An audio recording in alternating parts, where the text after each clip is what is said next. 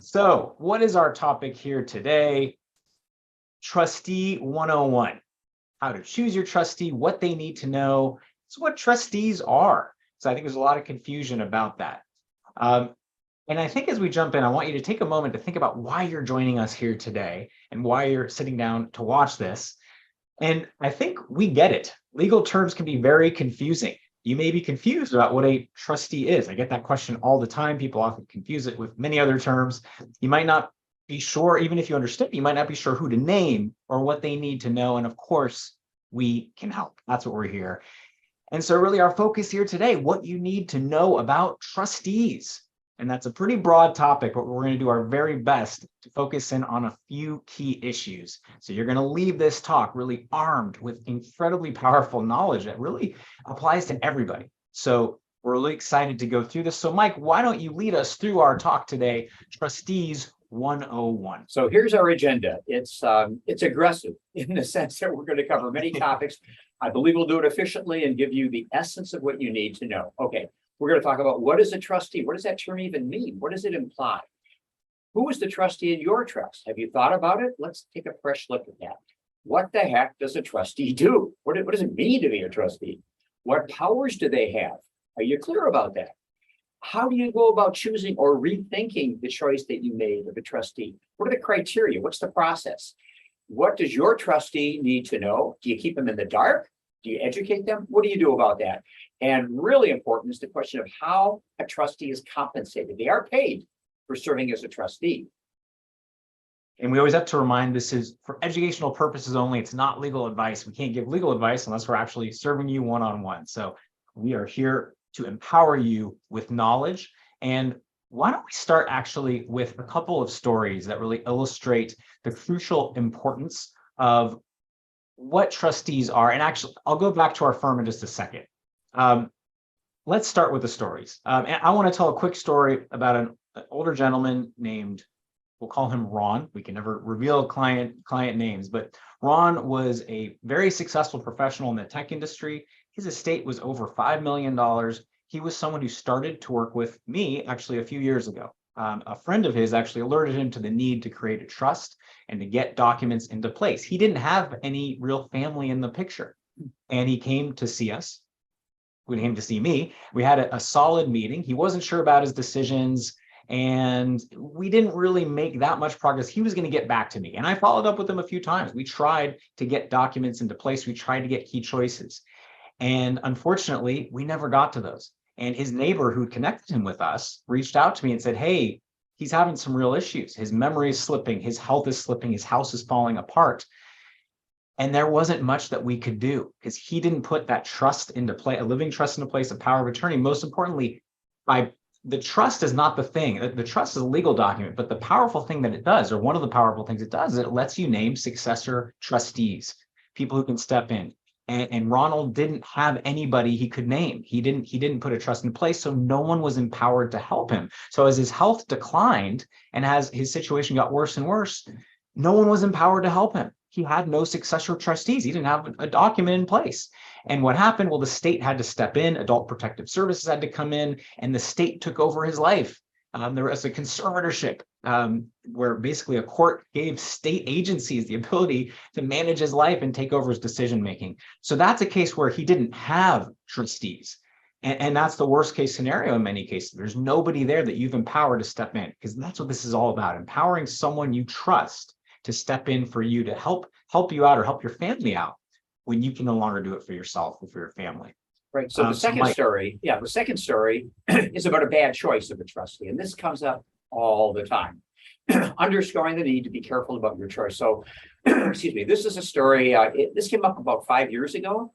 A lady of considerable wealth in Hillsborough, she created their trust about 20 years ago. At the time, she had a falling out with her daughter. It healed shortly thereafter, but she created the trust when she was not feeling great about her daughter. She chose a nephew, lived on the East Coast. She barely knew him because he was a professional guy, a smart guy. And she said, that we were not involved in that choice. Not that we would have advised something differently necessarily at the time. She made that choice, never changed anything. About 6-7 years ago, she started to decline considerably. Everybody agreed on that, and that somebody had to take over management. Well, she had a trust. She had a trustee. The nephew on the East Coast did step up. The problem was the daughter should have been the trustee, and everybody acknowledged that. He even did, but he was not going to resign. He stepped in with vigor and you might even say aggressiveness. He fired the gardener who had been working on her property for 20 years. He was like part of the family. He fired the housekeeper who was there for about 20 years, part of the family. He completely upset this lady who lost capacity to manage things, but she knew what was going on. Everybody was upset. We asked him to resign so the daughter could take over. He refused. We raised the idea of a challenge, which was frankly very tough. He had all of the money in the trust to use to hire an attorney to defend himself. All of the money in the trust was at his fingertips. So we didn't. The story did not end well, but the moral obviously is the need to revisit your trust, make sure that you have chosen the right person. And if not, make a change. It's something that evolves over time. And just for those of you who don't know us, just really quickly about our firm, Gilfix and the Paul Associates. We're going to dive into what you can do to avoid these situations we just outlined. We are very proud of our legacy. 40 years in the Bay Area. We served thousands and thousands of families throughout the state of California. Michael Gilfix, co-presenting with me along with my mother, Myra Gerson Gilfix, are two of the really co-founders of the field of elder law from the early 70s, really pioneers in that area. And our firm really came from that. And our goal and our mission is to provide extraordinary value and peace of mind to our client community. We really focus, we live and breathe estate planning, legal issues for families. That's what we're about. We don't do a bunch of other things. We have great litigators, but our focus is on serving families and making sure you have the right trust structure, the right estate plan into place. So we would love to connect with you. Let's jump in to some more formal definitions, by the way. So trustee, we told these stories, but again, we hit on this, but what is a trustee? Well, these are very formal definitions. I found them online. You can Google this. Trustee is a person or firm that holds or administers property or assets for the benefit of a third party. They are required to make decisions in a beneficiary's best interest and have a fiduciary responsibility of them, meaning they act in the best interest of the beneficiaries, manage all the assets. That was legalese. Mike, why don't you go into plain English what a trustee really is? I love the way you read that. It made it incomprehensible, which is what the legalese really is. Yeah. So in English, your trustee is the person who then has responsibility to manage things for you. Your assets are in your trust. They're going to pay the bills. They're going to make investment decisions. They're going to see to it. Their job is to see to it that you, the beneficiary of the trust, that you are well taken care of and that everything is managed appropriately. They're supposed to be prudent in managing your assets, which means diversify, be conservative, don't be stupid. It's incredibly logical. They're going to take care of things for you, and they're supposed to do a reasonable, prudent, responsible job. That's what a trustee does. Yeah, and who is the trustee? And okay, so so you set up a trust as my wife and I did. At the beginning, 99.9% of the time, you're the trustee. You're going to manage your own assets as you did just before you had the trust. When you're the trustee of your trust, you have no constraints or limitations. You can give it away. You can buy, trade, invest, anything you want to do. No constraints. Okay. So you're the trustee. Your trust identifies a successor or alternate trustee. If you become incapacitated, the person you named is the successor. They step in and they become the trustee. They have the same power and authority that you do as trustee. Because again, even if you're the trustee, it's a role. It's a ministerial role. That could happen while you're living but incapacitated. You may also not want to be the trustee for some period of time, and you may resign and want your successor to take over. That also comes up quite often. When you pass away, your trustee has the responsibility of administering the trust, making sure that any tax issues are addressed, that bills are paid, that ultimately the estate is distributed to the appropriate individuals. We work hand in glove with the trustee at that point in time to make sure that everything is done properly, efficiently, that we save money, that we avoid taxes. So again, that role is critical. It comes up in many different contexts. It could be important to understand it isn't just when you pass away. The trustee could be managing your assets for years and years, underscoring the need to pick somebody who's responsible and somebody in whom you have great confidence and great comfort. Yes. And what does the trustee do? Well, think of them as your quarterback, your financial and asset quarterback.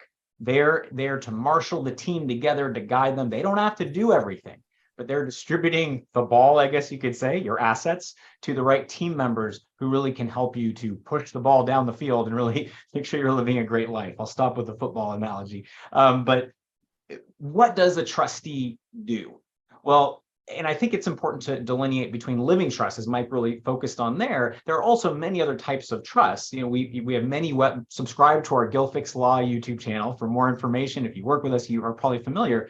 Family protection trusts, special needs trusts, if you have a child with a disability. Those are longer term, different trustee roles than typically one for you for your living trust. But the bottom line is, no matter what trust it is, their job is to manage trust assets for you, to control trust assets, and really to take care of you. You are the beneficiary of your living trust if you can't take care of yourself financially. And if you're creating a trust for someone else, again, special needs or family protection trust, it's their job to manage them for the beneficiary you choose. Maybe it's your child, your son, or your daughter. It's their job to use your assets to take care of you or the chosen beneficiary there. What does the trustee do after you pass away? So Mike, why don't you go through that? Sure. And let me also add that, in our office, there's probably about a dozen different types of irrevocable trusts that we prepare. Yeah. Often focusing on property tax avoidance, property tax problems, estate tax, special needs, family circumstances that are unique or challenging. So, again, we are really focusing on the living trust, your trust to manage your assets. But, keep in mind, when you have these other trusts that have special purposes, sometimes your very capable child can manage your trust, but there may be an irrevocable life insurance trust, a type of trust where you want a professional because it's a different set of responsibilities. So we're kind of being generic here, but there are so many variations on the theme of the trust. Okay, so back to what happens when someone passes away. At that point in time, it's the trustee's responsibility to step in, make sure that they gather, that they're aware of and gather and have a list of all of the assets that are in the trust. There are many, many, many steps that have to be taken. There are appraisals that have to be done in a very sophisticated way, where frankly, we have a bit of control. There are tax issues to address. Many tax issues can be creatively addressed even after someone passes. So it underscores the need to work with an expert attorney on trust administration matters. Francis O'Pole, our tax guru here in the office, he manages all of our trust administration matters after someone passes away. We have countless examples, and we'll have to do a webinar someday on this, where after the fact, after someone passes away, Francis sees opportunities to dramatically capture tax advantages that weren't even visible at the time of someone's passing. So we have successfully worked with and represented countless 500 estates over the years, capturing more than benefits that. left and right. It is more than that. It it's really way is more than that. Yeah. So experience matters is perhaps the point there. Absolutely. So critical role after someone passes away. And let's talk about this. What powers does the trustee? We've already alluded to this, but let's be a little bit more specific. Every trust will have a section that delineates and very specifically identifies the powers that a trustee has. Generally, they can do most things, but it's important to understand that they can do these things. They can make decisions about investing your assets, trust assets. They can buy, they can sell, they can borrow, they can loan. They play a key role in deciding where you're going to live. Now, you also would do an advanced healthcare directive, which gives somebody, perhaps the same person, the authority to decide where you live, where you'll receive medical care. But the trustee has all the money. So somebody can be given the power all day long to decide where you live in a healthcare setting, but the trustee controls the money. So they're going to have a critical role, even if they're not the healthcare decision-making agent. They control the purse strings. If you have real property, they're responsible for seeing to it that your property is managed. That doesn't mean they have to do the hands-on property management. If they're not skilled at that, or they don't have time or the expertise, they have to hire an appropriate property manager. These resources exist. Underscoring what Mark said earlier, that when you're the quarterback, when somebody is the trustee, they don't have to hands-on do everything. It's their job to see to it that everything is done. It's done properly, professionally. There are attorneys here. There are CPAs. There are care managers. There's a host of professionals who can make this workable at a high level, sophisticated level. So Yeah. again, you Oh, go go ahead. ahead. Marcus. No, Actually, I just alluding to what Mike said. In fact, it's not a good idea for the trustee to do everything him or herself. They should outsource a lot of these. Again, they're the quarterback. You don't want Patrick Mahomes running the ball up the gut all the time. You want him to hand off to the running back. So if you're the trustee, you don't want to be the person who's also managing all investments or doing tax returns. You hire an accountant, you hire a financial advisor, you hire an attorney. but I guess I have to say, after yesterday, it seems like we should have some reference to soccer, but Yeah. neither of us know that much about soccer. But with the U.S. I used victory, to- it well, was Mike- exciting. Well, you did coach my AYSO teams back when I was a kid. I A guy did. from East Tawas, Michigan, coaching my son. We were pretty good. I could barely spell the word soccer, but they needed a coach. So moving on. Yes, and Now, so how? Yeah, how This do is you choose? crucial. Let's talk about that, Mark. Let's get into this difficult question. How do you go about the process of choosing a trustee? Yes, and I think there's a lot of misconceptions out there. Many misconceptions. People get very confused. They think, "Oh, do I have to choose an attorney? Do I have to choose a professional?" No, sometimes you do, but the key, you don't choose just, your oldest child, or there's no presumption. It's just someone who you really trust, of course. I mean, the word trustee, trust is part of it. But it needs to be someone you trust who's responsible and organized. That's the key. They do not need to be a legal or financial expert. I would rather have a very organized, very responsible friend rather than a super disorganized lawyer friend or someone. They don't need to be a legal financial expert, but they need, again, organization, responsibility, and you really need at least two backups. We're going to talk a little bit more about that in a bit. And ideally, someone who is your age or younger, because again, they're going to step in really only if you need help, if you're out of it. And that's if someone's older than you, they might be out of it before you, or they might pass away before you. So ideally, by the way, so that's a legal term, being out of it. Just incapacitated. Yes. No, being out of it is fine. Well, understand. Yeah. Yeah, so ideally someone a bit younger. Now, if you're thinking about longer term roles, and we're talking, again, the focus here is mainly on your living trust, and that's for you. But what about for the next generation? What if you want assets held until your child reaches a certain age? What if you have a child with special needs where you need a trust there for the rest of their life? Well, that's when you really have to think about your succession plan and how the ages of your trustee. There, it's even more acute. So let's look at how we think about this. And we often think of a dartboard or a set of targets. And we really, the first area that we always look when you're choosing a trustee, it's family members. If it could be one of your children, it could be multiple children, it could be a cousin, it could be a nephew, a niece, but family's there. And it has to be obviously someone you have a good relationship, but they're probably not going to disappear from your life.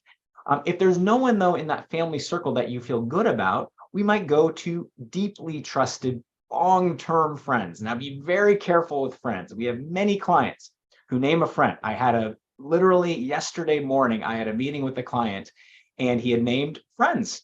And he just did this 2 years ago. And already they were no longer really part of his life in a way where he wanted them as backup trustees. So friends, even long-term friends, can come and go. You got to be careful here, but hey, that's also a good category. And many people have, 20, 30-year friends. Okay, that's probably a good choice. But if you don't have people in these circles, or if you don't have enough, that's where we look to the world of professionals. And with professionals, there's really kind of three categories, I would say. There are professional fiduciaries, people whose job it is as individuals to serve as trustees. There are organizations for that. There are people who that is all they do. There are also attorneys. Sometimes we very occasionally serve as trustee. Other attorneys will serve as trustee. And if you don't have anybody in those categories, because that's where you're picking individuals, right? You're picking like a specific individual fiduciary, a specific individual attorney. If you can't think of that, or if you don't have anybody you can choose there, you might go then to financial institutions or banks where there's like a trust department. The good thing there is hopefully there's great continuity because it's the whole department. The bad thing there is you don't know exactly who would be overseeing your issues if and when they serve for you, because if it's a whole department, well, the person you met when you hired them may no longer even be with the bank. Sometimes banks sell their trust departments. We've seen that happen. So, you look at different tiers, and there's no perfect answer in every situation, but think of it as that target that we expand. Center would be family, and then it goes out to professionals. And Mike, why don't you hit on the issue of co-trustees versus successor backup trustees? Right. This comes up all the time when you're thinking about choosing and naming your alternate or successor trustee. What about naming co-trustees? Two kids together, professional and a family member, all of that. This is actually a quote from Al Bandura, who was one of the most famous psychologists ever to live. He is deceased. He always gave us permission to say the following. He was a client of ours. We knew him for years and years and years. When everyone is responsible, he said, no one is really responsible. And that goes directly to this issue of being co-trustees. It means that there's no one person who is always on the line. So our gentle presumption, our presumptive recommendation to everybody is to not have co-trustees. Now, going after you analyze it and you think it through, if you want to have co-trustees, you do. Our job, however, is to make sure that you're aware of the pros and cons. What are the benefits of doing that? And what are the arguable detriments, the things that can come up as problems? Because again, you want smooth management. And the idea of naming both of your kids because you love them equally, sometimes you're creating an environment where conflict is going to happen. So you just got to be so careful. Family members, they're family members. So things are always a little bit, there's always family issues and baggage. So you just have to be careful about this. Wise words from Professor Bandura. Okay, questions to ask. So you're thinking about naming somebody. Are you just going to name them? Are you going to tell them you're naming them? Most people don't, notwithstanding our advice. They just say, oh, I know he'll do it. Oh, I know she'll do it. Probably true, but better, you would raise some questions. You'd make sure that this person is actually going to accept the responsibility. So very obviously, here are a few questions to go through. Whether it's a family member or not, are you willing? Are you able? Why do you think you're able? What experience have you had that would tell me objectively that you're really capable of taking this on? If you're looking to somebody who maybe is a professional, do they have experience in managing assets and property? Maybe yes, maybe no. Remember, they don't have to have that, but it's a good question, right? Maybe you ask them, since you don't have experience, how would you handle this? Do you understand me? Do you know what's going on? Do you know what my needs are or are likely to be? And are you willing to play a key role in taking care of me? Maybe not those words, but that's really what it comes down to. And if you're a professional, this next point is so key. Okay, if you're thinking about a professional fiduciary, an individual, and there are many individuals, again, as Mark said, serving in this role, are they a solo shop? In other words, you name them. What if they retire? What if they become ill? What if they die before you? What happens then? So do you have a backup to the backup? Ideally, you would. But again, if you hire a professional, you're thinking of it, you have to ask them, what happens if you're not available when I need you? You're sitting in front of me right now. I see you. That's fine. But like me, you could get ill in a week and have this issue. So you have to be careful. About a week ago, I spoke actually in some depth with a trustee. It was a nephew chosen by this lady. And he asked great questions. We went through all of these things just to make sure that he had a great comfort zone. It was a wonderful discussion. And most importantly, it gave our client, his aunt, such a level of comfort, knowing that we had that 30-minute chat. It was a service to her to have had that chat, to give her the confidence that this is the right guy for their role. And he is. Now I know that. Now, how often do you need to revisit this? Your documents should not be set in stone. You need to revisit your estate planning documents pretty regularly. And our guidance is you should revisit them at least every 3 to 5 years, even if you don't see any major changes in your life or to your trustee structures. Or of course, if someone you've named in your trust, if you know they are no longer the right person or entity for the job, you need to address your documents right away. Don't wait.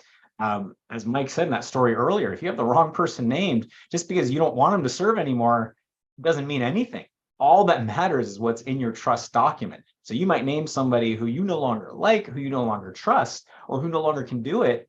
Well, if something happens to you and the trustee needs to step in, the document controls. It's not what you think in the moment. So you need to revisit it regularly. If something changes in your life to the people or with the people you've named, you have to immediately revisit this. This is especially critical for longer term trusts, like special needs trusts for your child. If you're creating trusts for the next generation, you have to revisit this as well, because that's a longer term role. Well, ideally someone who's going to be there for 10, 20, 30 years after you're gone, ideally. So you need to revisit this very regularly. Now, what does your successor trustee need to know. So we've talked about the questions you should ask, what you should talk to them about. So we kind of alluded to this, but I think you probably should let them know that you're naming them. We have a lot of clients, as Mick said, I'm sure they'll serve. I'm just going to name my friend Jim or my Aunt Susie or whoever it is. You probably should let them know. You don't want them to be surprised the day that you're incapacitated and they get a call, hey, time to step in and manage your cousin's estate. You want them to be prepared. You need them to know that they can use your assets to pay for professional help. They don't have to do everything themselves. So it can be a little bit less scary when they know that, hey, I don't have to do everything. I mean, there's a lot of work, there's a lot of responsibility, but they can use trust assets to get whatever professional help they need. They should know the rough size and the composition of your estate. How big is the estate? Where are assets held? Which accounts do you have? What property do you have? They should have a list of your existing trusted advisors, a list of your attorney you're working with, your financial advisor, property advisors, accountants, because often that's the first group they should go to where they can get more guidance. And they, of course, need to know where assets are located. Your trust Schedule A is where you should hopefully keep that list. You should keep that up to date. If you work with us, talk to us. We can always help you very easily update your trust assets. And they should also know who is named in your advance directive, because as we mentioned, your trust doesn't govern medical decision-making issues or even caregiving issues per se. It addresses the financial side, but the trustee does not have the authority to make medical decisions, even though these issues interlock and they link together. So you need to know who is named in the advance directive. Often it's the same person named for financial management and medical decision-making, but very often it's different. So they need to know who your medical decision maker is so they can work with that person. So what are some other steps for how you should prepare your trustee ahead of time? So Mike, why don't you talk about that? I will, and I hope everybody is kind of seeing how these things fit together, right? The kinds of questions you ask, the issues to be aware of, and it's all designed not just to help you choose the right trustee, but give you confidence that you've chosen the right trustee. It lets you sleep better at night, which is personally one of the main criteria in this world of planning. So you don't worry. So you pay us to worry. I say that so often. Okay, so how do you prepare your trustee? We've mentioned this. Communicate with your trustee. No surprises. Make sure they know that they're going to have this role. Make sure they're willing to accept it. Keep records. Don't let your trustee have to scramble to figure out what the heck is going on. One of the things we do whenever we have a client with a trust, and that's like a few thousand, is we always maintain a schedule, which is a list of trust assets. You want to title your non-retirement assets in the trust, and you want to have a list. And we have about 500 clients in our Peace of Mind program, where annually we send you the list, your Schedule A, your list of assets. And then if there's any changes, you send it to us. We don't charge a fee for updating your schedule. Critically important. It goes to the fourth bullet point, a list of accounts.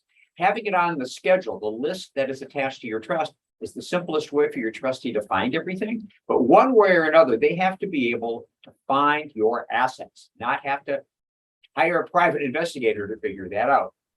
Contact information for your key advisors. Who's your attorney? Who's your financial planner? Your CPA? On and on. You may have other professionals who are involved in your life. Specialists because of some unique investments that you have. Who knows what it is? They need to know. Ideally, you'll give them a copy of your trust. Now, many people don't want to do that, and that's okay. Privacy. You may not want them to know who's going to inherit. Ideally, you would. Your trust doesn't identify the size of your estate. So usually that issue does not come up. Now, if they get the schedule, which they don't have to get, they could just get the trust to see their role. Or maybe you just give them the list of powers of the trustee. Many ways of handling that, but they should know what it is they're getting into. Best practice, as we have done on countless occasions, you and your trustee sit down with us and we talk about it. We go through the issues that we've identified. Mark and I we've hit the high points of all the issues that your trustee would want to know about, but they have personal questions that are unique to them. So ideally, half hour, just to make sure your trustee is comfortable and they're going to accept the job with eyes open. Again, you're going to feel a whole lot more confident about the process if you do that. Everybody's going to feel just a little bit better if you take that step. We strongly, strongly, strongly recommend it. Okay, compensation. Yeah, a trustee has the right to be paid. You're not going to pay yourself. You know, that's crazy. Doesn't happen. But if anybody else steps in, your trust says, every trust says that the trustee has the right to reasonable compensation. You can identify what that means if you want to do so, but we generally suggest that you just say reasonable compensation. And what does that mean? Professionals, roughly in the area of about 1% of their fee is about 1% of the value of the estate that is being managed. Now, if it's a much larger estate, it's a smaller percentage. It's got to be reasonable. But again, keep in mind, this is a major set of responsibilities. If they're the trustee, they're a fiduciary, and that's a loaded term. It means they have a lot of responsibilities. They have to perform at a reasonably high level. So again, if you have a professional or a family member or a friend, they have the right to be paid. Hourly, some professionals bill hourly. We discourage that. We don't want the trustee to have to do a battle with with one of your kids over, should you really have spent an hour talking with the CPA? That should have taken 20 minutes. We want to avoid that. We want simplicity. We don't want your trustee to be hassled about this issue. Your trustee is going to earn the money. If you think it's simple, think again. They have to take time and attention from their lives to focus on you to do that responsible job. Now, if they're managing your trust while you're living, well, they'll have an annual fee. It may be a percentage of the liquid assets managed. Maybe, again, there's some variation there. Upon your passing, we typically recommend that the trustee take a fee of 1% of the value of the estate. It's simple. One of the reasons we do that, by the way, and we usually charge a flat rate ourselves. We don't want a client, a trustee who's managing a trust. We don't want them to hesitate to call us with a silly question because it's going to generate more fees. When there's a flat fee, you call with any question. You're not constrained by thinking it's going to add to the fees. So the point here is to be reasonable, make sure that the trustee feels that their time is going to be valued and rewarded. You want that. You want them to feel that way so that they feel very positive about the role that they're accepting, that they do that excellent job on your behalf. So fees are important. Let's face it. Yeah, and we do point out some family members say, I feel guilty about taking fees. They often say that before they're serving, like, oh, I wouldn't. And then when they do, they often will pay themselves a bit. That gets more dicey if it's a one child serving for the rest of the family. We get that. So some family members don't choose compensation, but at least they get reimbursed for any out-of-pocket expenses at the very least. But you are entitled to compensation. And I think our focus has been on your living trust, and that's for you during your life. And then the administration of your estate after you're gone. But and in those cases, most of the work is the administration of the estate, as Mike just talked about. After you pass away, it takes often a year or so to wrap up the estate, to go through all the steps required. You should work with an attorney on it, but it's still a lot of work. We help thousands of families with that. But what about longer term roles after you're gone? Special needs trust or family protection trust. See our Gilfix Law YouTube channel for webinars on what you can do to protect the next generation, whether they have a disability or you just want to protect them from divorce and lawsuits and future estate taxes. There's trust for those, but it's a different line of thinking for who you might name, because then you might be thinking about someone who's much younger. Maybe you don't have quite as much faith in them because you just haven't seen their track record, but then you just want to know that there's someone who you have a good feeling about to serve 10, 20, 30 years from now. You also need to revisit every few years. So you really need, as for these longer term roles for the next generation, you need to think about that succession plan even more. And you should really revisit it regularly. Meet with us, if you're working with us, to revisit those trusts regularly while you can still change them. Because after you pass away, it's very difficult to change them. And along those lines, can you change trustees? And yes, you can. Yes, you can. You can change. Your trust is revocable. You can change any term of your trust anytime you want. So it's not a challenge to do the paperwork to change the identity of your successor trustee. And as Mark was talking, what came to mind is I've seen a lot of trust services and some attorneys who have you fill in a form in advance where they say, who do you want to be your successor trustee? And you put down a name. Okay. Probably that's fine. But I think you're getting the flavor here that you shouldn't do that. that you should engage, your attorney should engage with you and make sure you understand what this means. I think the enormous number of people who signed up to be on this webinar, I think it reflects your understanding that this is not a simple question. So, we're harsh critics of an approach where you're not counseled and ask good questions to make sure that you're making an appropriate choice. It's our job to know the issues and to guide you and respond. And we have so many questions in the Q&A. It just shows that there is a lot of questions about this. Okay. We'll get to those at the end, by the way. I think we'll have some time. Now, what if you have an irrevocable trust? You can't just change it like you can with your revocable living trust. We can still change it. If it's a special needs trust, for example, and you changed your mind on who would be the trustee, and talk about a serious role for a trustee, managing a special needs trust for a kid or a parent with special needs, that's more complicated, let's face it. Okay. So what we sometimes do is when we're reviewing things is we replace the trust. If it's not funded yet, it's empty. It doesn't matter. We simply do a replacement with the new terms. Even if there's a lot of money in it, there's still mechanisms we can use to change the trustee if there is a need to do so. So the answer is yes, you can change the trustee. No question about it. And let's see, let's maybe wrap up, Mark. Let's do some concluding comments, and then I really want to get to some great questions. Yes, we have a lot of good questions. So what can you do to protect your family and preserve your hard-earned legacy? And I think you got the picture here of how critically important the trustee choice is, and how critically important it is to work with an expert to guide you through the process and to make sure it stays up to date. So I'd say first, do you have a living trust? If you don't have a comprehensive estate plan, and there's more documents to it than that, there's the trust, the power of attorney, advance directive, maybe other documents. If you don't have that, you need one. Talk to us right away. We can help you get a plan into place. But if you have a living trust, it is critical to review it regularly, every 3 to 5 years, as I said, or if you know that there have been changes in the structure, if you name a successor trustee who you know can no longer serve, you got to revisit that right away. So let's take a fresh look. You want to revisit your trust structure. We did a webinar on that on our Gilfix Law YouTube channel. We have a lot. Subscribe to our Gilfix Law YouTube channel if you want to learn more about these different subjects. Most importantly, talk to us, meet with us, and we can help you step by step through it. Talk to your chosen trustees. If you haven't talked to them for a while, if you've never talked to them, talk to them. Make sure they know that they're named and make sure they're still willing to serve. Again, if special needs trust, we talk about this a lot, so critical to review. If you have an existing special needs trust and it's been a while, take a fresh look. But the bottom line is talk to us about your specific situation, and we can help guide you through the process of updating your plan, updating your trustee choices.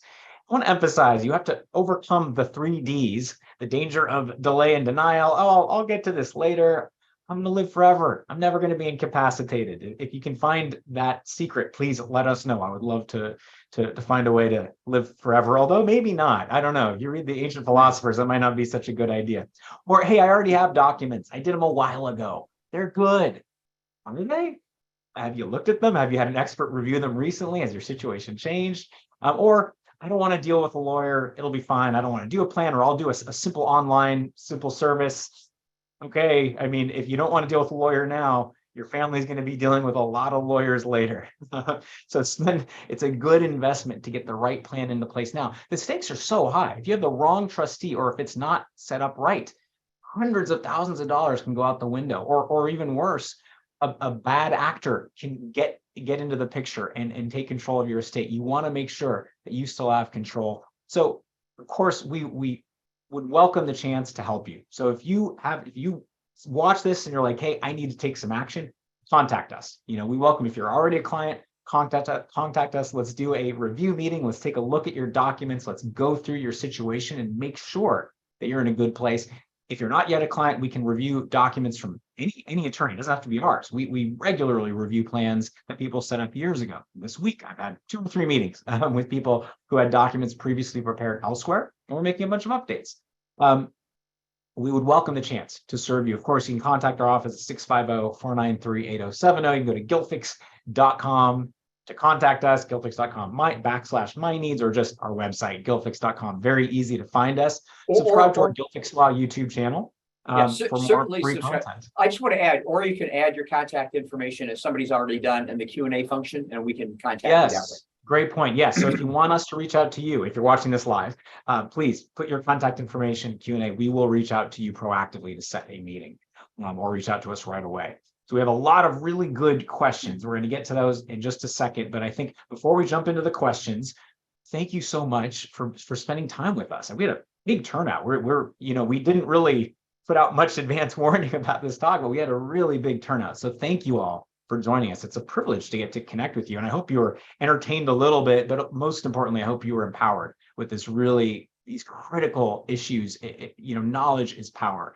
So spread the word. We had one question, actually, I think it's on point. Can I get a copy of the slides? We're going to post this on YouTube, or maybe you're watching this on YouTube now. So it will be on our Gilfix Law YouTube channel. The whole talk is going to be posted there, or you're watching it on YouTube. Let me reinforce that point. We've had so many folks call later to ask about the YouTube channel. I didn't really know how that works. Mark I'm a little older. It's not my world, but our YouTube channel is just catching fire. We're having so many people subscribe, so that we have an enormous amount of understandable information on our Gilfix Law channel. So I urge you to sign up. Look, once in a while, if you want to get really excited about a topic, check us out. We'll have something there for you. Yeah, right. Do you want to? And I think most importantly, again, if you have these issues and you're in California, call us. We serve people from San Diego to Wairika. Our focus is the Bay Area, but we serve, especially with Zoom now, we serve people everywhere in the state of California. And my call this morning was from a lady in Florida who's thinking of moving here, and she hired us to review her plan because so you never know, you could be anywhere. But shall we get to some questions? Let's get to some questions. The first one is kind of sophisticated, and I want to take just a moment on it. He asks, what is a trust protector? And who's available to be a trust protector, whatever that is. This is a concept that many attorneys like. We're very lukewarm about it. The idea here is you have a trust, you have a trustee, you have a successor trustee. You have a different person who's designed to oversee the trustee to make sure that everything happens appropriately.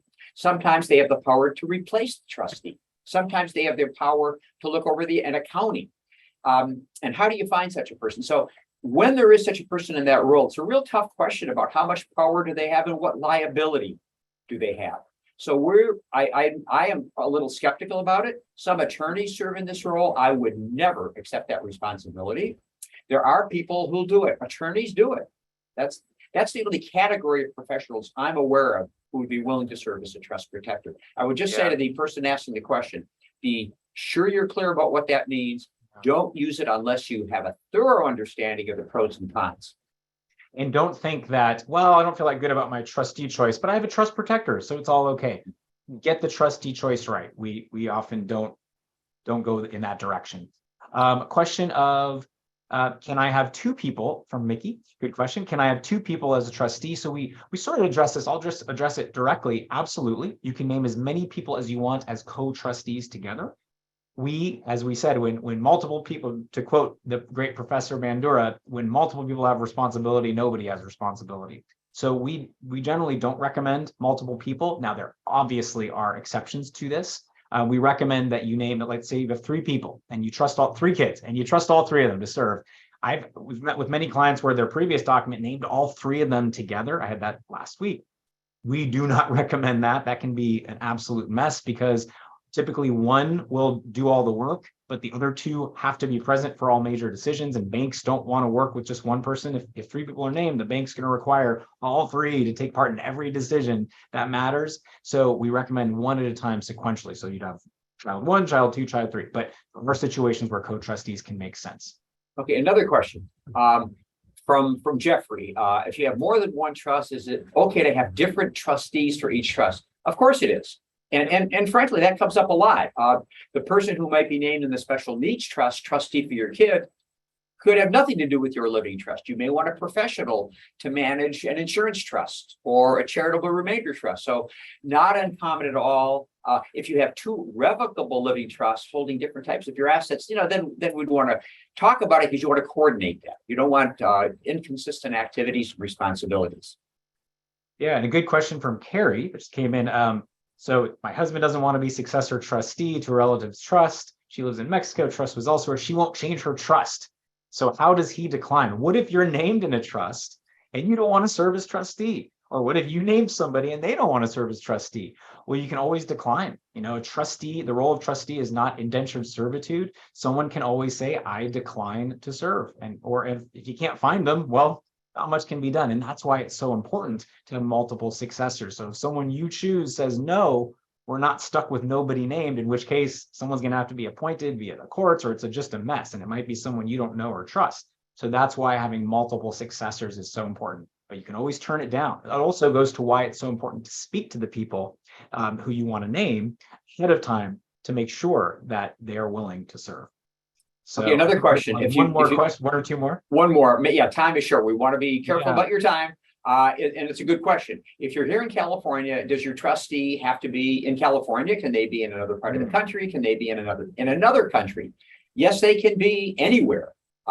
There are obvious logistical issues, simple as getting something notarized. If somebody's living in Hong Kong or Jerusalem or London or anywhere else, there's some practical issues. But if that's the trusted person, if the only person you trusted to be in this role is living in another country, you choose that person. Rare exceptions to that statement. Being in another part of the country, no brainer. I mean, that's probably most people, given our mobile society these days. Yeah. So I think on that note, and this will be available on our YouTube channel. Good question from Jan. This will be posted. So spread the word. If you have friends who could benefit from this, point them to our YouTube channel. And most importantly, if you face these issues directly, contact us. We can help. We deal with this day in, day out. We've helped, again, literally thousands of families through these questions and through these issues. So give us a call. You can find us at gilfix.com, GILFIX.com. And if you're watching this as a recording, please spread the word, share it with anybody who could benefit from this knowledge. Let your friends know about how important these issues are. But again, thank you so much to everybody who joined us here today. I'm amazed at the turnout for something we didn't really market much, because clearly this is an issue on people's minds. So I hope everybody is staying safe, sane, and healthy. And we hope to see you guys soon. We have webinars coming up next week. We have an amazing event with the Alzheimer's Association. They're going to be presenting with us next week. So take a look. But most importantly, we hope everybody's staying well out there, and have a great rest of your day. Take care, everyone.